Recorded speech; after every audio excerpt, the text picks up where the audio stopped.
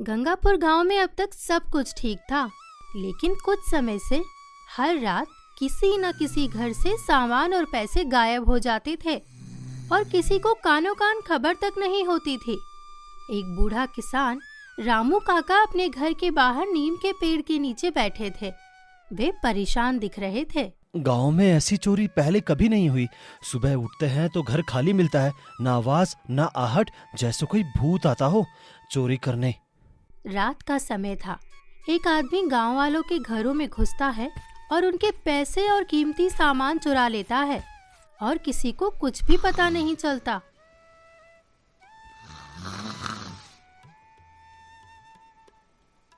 अगली सुबह जब गांव वालों को पता चला कि उनके घरों में चोरी हुई है, तो सभी दुखी हो जाते हैं और रोने लगते हैं। 1 महीने बाद मेरी बेटी की शादी थी, पैसे इकट्ठे किए थे शादी के लिए और वो चोर पैसे लेकर चला गया। अब मैं अपनी बेटी की शादी कैसे करूंगा? मेरे पति का शहर के डॉक्टर पर इलाज चल रहा है, उसी के पैसे रखे थे, वो भी चोरी हो गए। अब पता नहीं मेरे पति बचेंगे या नहीं।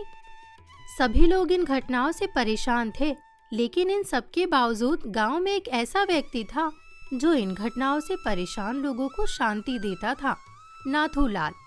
उसने कुछ समय पहले ही गांव के चौक में अपनी नई चाय की दुकान खोली थी। उसकी दुकान पर सुबह शाम भीड़ लगी रहती थी। पूरा गांव उसकी चाय पीता था। गांव वाले उसकी चाय के दीवाने थे, उसे अमृत से कम नहीं मानते थे। आहा, नथुलाल जैसी चाय तो अभी तक नहीं पी। ये तो हमारे लिए अमृत के समान है। इतनी भी तारीफ मत कीजिए मेरी चाय की। अरे नथुलाल, तारीफ उसी की होती है, तारीफ के काबिल होता है। बात तो सही कही आपने। गांव में चोरी की घटनाएं तो बढ़ती ही जा रही हैं। पता नहीं ये कैसा चोर है, हवा की तरह आता है और हवा की तरह गायब हो जाता है, किसी को कुछ पता ही नहीं चलता। मुझे तो लगता है ये कोई भूत कर रहा है, भूत। नाथुलाल, तुम अपने पैसों को संभाल कर रखना, नहीं तो चोर चोरी करके ले जाएगा। मुझ पर क्या रखा है? सुबह से शाम तक जो कमाता हूँ वो खाने में ही खर्च हो जाते हैं। मेरे से क्या लेगा वो चोर? इसी गांव के एक कोने में रहता था देव। उसकी पत्नी को मरे हुए कुछ साल बीत गए थे। देव अपने छोटे से खेत में सब्जियां फसल उगाता था और उन्हें ही बेचकर अपना पेट भरता था। अब तो गांव में चोरी की घटनाएं बहुत बढ़ गई हैं, जिन्हें सुनकर और दिमाग खराब हो जाता है। देव भी नाथूलाल की दुकान पर रोज चाय पीता था। पता नहीं नथुलाल, तुम्हारी चाय में ऐसा क्या है, पीते ही थकान दूर हो जाती है और नींद आने लगती है। ये तो मेरे हाथों का कमाल है और बाकी सब भगवान की कृपा। रात हो जाती है। एक आदमी देव के घर में घुसता है और उसके पैसे और कीमती सामान चुरा कर ले जाता है। देव को कुछ पता ही नहीं चलता। जब वो सुबह उठता है तो वह हैरान हो जाता है। मेरे जमा किए पैसे पूरे चोरी कर लिए। कितने सालों से पैसे जमा कर रहा था, सोचा था कि अच्छा घर बनवा लूंगा, लेकिन सब कुछ लुट गया। ऐसा करता हूँ कि सरपंच जी से मदद मांगता हूँ, वो मेरी मदद जरूर करेंगे। देव भागता हुआ सरपंच जी के पास पहुँचता है। सरपंच जी, मेरे घर में भी चोरी हो गई है, सब कुछ लूट लिया चोर ने। क्या देव, तुम्हारे घर में भी? अब अरे ये सब क्या हो रहा है? मुझे कुछ समझ नहीं आ रहा। गांव वाले रोज मुझसे मदद मांगते हैं, पर मैं क्या करूं? चोर कब आता है, कब चला जाता है, किसी को पता ही नहीं चलता। देव निराश होकर अपने घर लौट आता है। बहुत हो गया, अब मुझे पता लगाना होगा कि ये सब कैसे हो रहा है और कौन कर रहा है। चाहे कुछ भी हो जाए, मैं इस चोर को ढूंढ कर रहूंगा। देव गांव के लोगों से पूछताछ करना शुरू करता है, लेकिन उसे कुछ पता नहीं चलता। सभी गांव वाले यही कहते हैं कि उन्हें पता नहीं चलता कि उनके घर में चोरी कब हो जाती है। समझ नहीं आ रहा कैसा चोर है, ना किसी को आता हुआ दिखता है और ना किसी को जाते हुए दिखता है। मैं ऐसा करता हूँ, आज रात जागता हूँ और पूरे गांव में पहरा देता हूँ, फिर देखता हूँ कौन सा चोर है ये। देव रात को पहरा देने की कोशिश करता है गांव में, लेकिन उसे नींद आ जाती है और वो अपनी योजना में असफल हो जाता है। कल रात मैंने रात को पहरा देने की सोची, लेकिन मुझे बहुत जोर की नींद आ गई। पता ही नहीं चला कि मैं कब सो गया। अरे भाई, ऐसा ही तो हमारे साथ होता है। रात को इतनी जोर की नींद आती है कि होश ही नहीं रहता। लेकिन ऐसा कैसे हो सकता है? सभी को गहरी नींद एक साथ आना ये संभव नहीं लगता। अरे भाई, होता है। यकीन नहीं है तो गांव वालों से पूछ लो। देव सभी गांव वालों से पूछता है। सभी गांव वाले उसे यही जवाब देते हैं कि उन्हें भी रात को बहुत जोर से नींद आती है। सभी लोगों का यही जवाब है कि उन्हें रात को गहरी नींद आ जाती है। मुझे लगता है कि वो चोर इसी बात का फायदा उठा रहा है। सब लोग गहरी नींद में सो जाते हैं और वो अपना काम कर लेता होगा और किसी को कुछ पता ही नहीं चलता होगा। लेकिन सभी लोग एक साथ इतनी गहरी नींद में कैसे सो सकते हैं?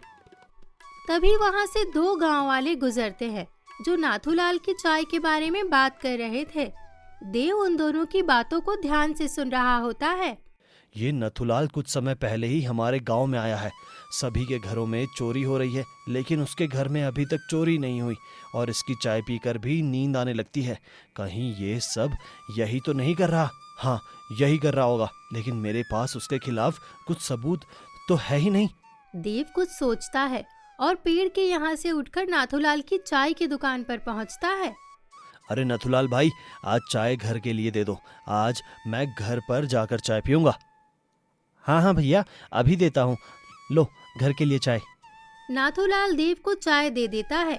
देव चाय लेकर घर पहुँचता है, लेकिन चाय पीता नहीं है। रात हो जाती है। वो आदमी लोगों के घरों में चोरी करना शुरू कर देता है। पूरा गांव गहरी नींद में सोया हुआ था, लेकिन आज देव जग रहा था। वो आदमी देव के घर के पास से गुजरता है। देव वहीं छुपा था। उसके हाथ में एक लाठी भी थी। आज तू नहीं बचेगा, मैंने तुझे पकड़ लिया। वो आदमी तेजी से भागता है। देव भी उसके पीछे भागता है। वो आदमी पत्थर से ठोकर खाकर जमीन पर गिर जाता है। वो आदमी कोई और नहीं, नाथूलाल ही था। नथुलाल, मुझे पता था कि तू ही है। आज तू नहीं बचेगा मेरे हाथों से। नाथूलाल भागने की कोशिश करता है, लेकिन देव उसे लाठी से पीटता है और फिर रस्सी से बांध देता है। सुबह होने का इंतजार करता है। सुबह हो जाती है। सभी गांव वाले अपने अपने घरों से बाहर निकलते हैं। देव सभी गांव वालों को एक पेड़ के नीचे इकट्ठा करता है। सरपंच जी भी वहां आए हुए थे। नाथूलाल भी वहीं बंधा हुआ था। देखो गांव वालों, यही है वो चोर, चाय वाला नथुलाल। यही चोरी कर रहा था हमारे गांव में इतने दिनों से। हमारे गांव में रहकर हमें ही लूट रहा था ये मक्कार। नथुलाल, मैंने तुझे अपने गांव में जगह दी थी, तुझ पर दया की और बदले में तूने मेरे गांव को ही लूटा। हाँ, लूटा। मैंने तुम्हारे गांव को क्या करता। बचपन से गरीबी देखी, मेहनत भी की, लेकिन कभी ज्यादा पैसे नहीं कमा पाया। इसीलिए मैंने फैसला कर लिया कि मैं चोरी करूंगा और फिर अमीर बनूंगा। फिर मैं इस गांव में आया और फिर चोरी करना शुरू की। नथुलाल, अब ये तो बता कि तू अपनी चाय में क्या मिलाता था जिससे गांव वालों को गहरी नींद आ जाती थी? मैं अपनी चाय में एक ऐसी दवा मिलाता था जो धीमे धीमे असर करती है और उससे लोगों को गहरी नींद आ जाती है। इतनी गहरी नींद कि वो आवाज़ सुनकर भी नहीं उठते थे। इसी का मैंने फ़ायदा उठाया। मेरी चाय पूरे गांव में प्रसिद्ध हो गई। सभी गांव वाले मेरी चाय पीकर सो जाते थे और मैं रात को चोरी करता था। किसी को कुछ पता नहीं चलता था। तूने ये सही नहीं किया नथुलाल। हम सभी ने तेरे पर कितना विश्वास किया और बदले में तूने हमें धोखा दिया, हमारे घरों को लूटा। तुझे इसकी सजा जरूर मिलनी चाहिए। गांव वालों, आप चिंता मत कीजिए, इस मक्कार को इसके किए की सजा जरूर मिलेगी। और देव, तुमने जो किया उसके लिए पूरा गांव तुम्हारा आभारी है। मैंने तो बस एक कोशिश की थी उस चोर को पकड़ने की।